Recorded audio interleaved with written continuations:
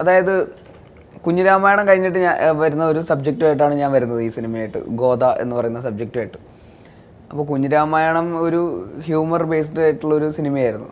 എന്തുകൊണ്ടാണ് ഗോദ എന്ന് പറയുന്ന സബ്ജക്റ്റിനോട്, അതിപ്പോൾ ടൊവിയുടെ ആക്ടിങ് കരിയറിലാണെങ്കിൽ തന്നെ ഇതിനു മുമ്പ് ഹ്യൂമർ ബേസ്ഡ് ക്യാരക്ടേഴ്സ് അധികം ചെയ്തിട്ടുമില്ല. അപ്പോൾ ഈ ഗോദ എന്ന് പറയുന്നത് ഒരു കുഞ്ഞിരാമായണം പോലത്തെ ഒരു ഹ്യൂമർ സിനിമ ചെയ്ത ഒരു സംവിധായകൻ വരുമ്പോൾ എന്താ പറയുക, ഹ്യൂമർ എന്ന് പറയുന്ന ഒരു ജോണർ ഉണ്ടല്ലോ, അത് ചെയ്യാൻ എല്ലാ ആക്ടേഴ്സിനും അത്ര ഈസി ആവണമെന്നില്ല. പലപ്പോഴും പല ആക്ടേഴ്സും അതിൽ ചിലപ്പോൾ കുറച്ച് ഒരു സ്റ്റിഫ്നെസ് വരാറുണ്ട്. അപ്പോൾ അങ്ങനത്തെ എന്തെങ്കിലും രീതിയിലുള്ള ഒരു ടെൻഷൻ, അല്ലെങ്കിൽ ഒരു അഴിഞ്ഞ് അതായത് ഫുള്ള് ശരീരമൊക്കെ അനങ്ങി അഭിനയിക്കുക എന്നൊക്കെ ഉള്ളൊരു രീതി ഉണ്ടല്ലോ. മൊത്തത്തിലൊരു വിഷ്വൽ കോമഡി കൂടെ, മൊത്തത്തിൽ വെർബൽ കോമഡി മാത്രമല്ല വിഷ്വലിയും കൂടെ ഹ്യൂമർ ചെയ്യാൻ പറ്റുന്ന അങ്ങനെയുള്ള ഒരു എന്തെങ്കിലും ടെൻഷനോ അങ്ങനെ എന്തെങ്കിലും, എങ്ങനെയാണ് ഈ ഗോദയിലേക്ക് ഒരു വരുന്നത്?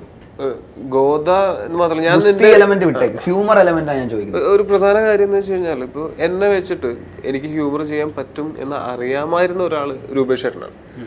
രൂപേഷ് ചേട്ടൻ കാര്യം എന്ന് വെച്ചാൽ, എന്നെ പേഴ്സണലി അറിയാത്ത ഒരാൾക്ക് എന്നെ ഒറ്റ നോട്ടത്തിൽ കണ്ടു കഴിഞ്ഞാൽ, അല്ലെങ്കിൽ ഞാൻ ചെയ്തിട്ടുള്ള ക്യാരക്ടേഴ്സ് വെച്ച് നോക്കിക്കഴിഞ്ഞാൽ, ചിലപ്പോൾ ഞാൻ വില്ലനായിട്ടാണ് തുടങ്ങിയത്, അപ്പോൾ അങ്ങനെ ആയിരിക്കും.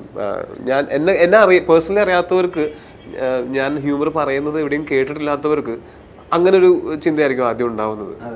പക്ഷെ രൂപേഷ് ചേട്ടനെന്ന് വെച്ചാൽ, ഞങ്ങൾ ഒരുമിച്ച് താമസിച്ചിട്ടുള്ള ആൾക്കാരാണ്. അതുകൊണ്ട് രൂപേഷ് ചേട്ടനെ അറിയാമായിരുന്നു. എനിക്ക് ഞാൻ സാധാരണ തമാശകൾ പറയാറുണ്ട്, എൻ്റെ തമാശകൾക്ക് ആൾക്കാർ ചിരിക്കാറുണ്ട്, ഞങ്ങൾ ഒരുമിച്ച് ഫ്രണ്ട്സൊക്കെ ആയിട്ട് ഇരിക്കുമ്പോഴൊക്കെ.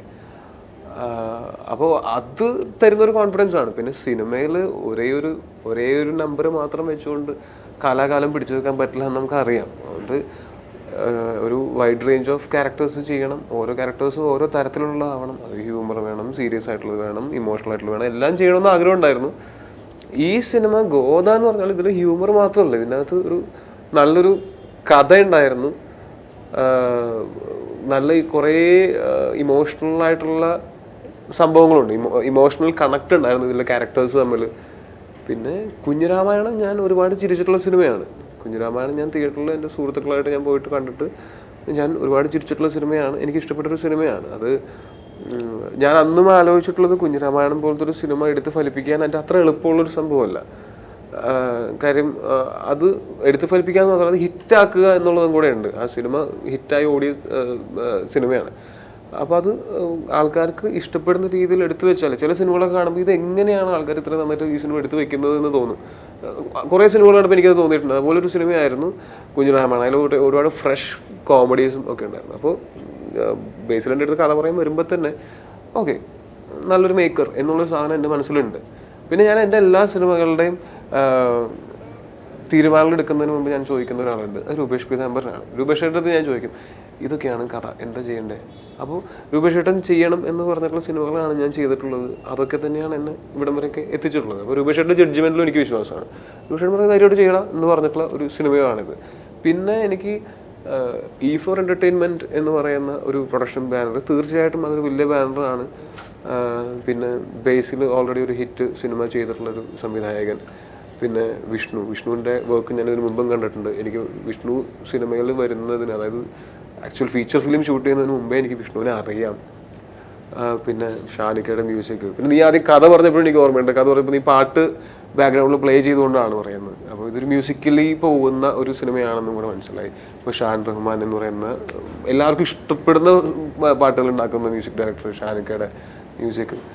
അങ്ങനെ തിരയുടെ റൈറ്ററായിട്ടുള്ള രാകേഷ് മണ്ടോട്ടി എഴുതുന്നു. അപ്പോൾ ഇങ്ങനെ ഒരുപാട് കാര്യങ്ങൾ, ഫാക്ടേഴ്സ് ഉണ്ടായിരുന്നു ഈ സിനിമ ചൂസ് ചെയ്യാനായിട്ട്. ഞാൻ അത് ഫസ്റ്റ് ഡേ തന്നെ ഞാൻ ഓക്കെ പറഞ്ഞിട്ടുള്ളൂ. അല്ലേ, നീ കഥ പറഞ്ഞതിന് ശേഷം അന്ന് തന്നെ ഓക്കെ പറയുകയും അന്ന് വൈകുന്നേരം ഞാനും ബേസിലും കൂടെ ഒരു ഫംഗ്ഷനൊക്കെ ഒരുമിച്ച് പോവുകയൊക്കെ ചെയ്തിട്ടുണ്ട്. അതായത് ഫസ്റ്റ് ദിവസം തന്നെ ഞങ്ങൾ തമ്മിൽ ഒരു വേവ് ലെങ്ത് മാച്ചായി.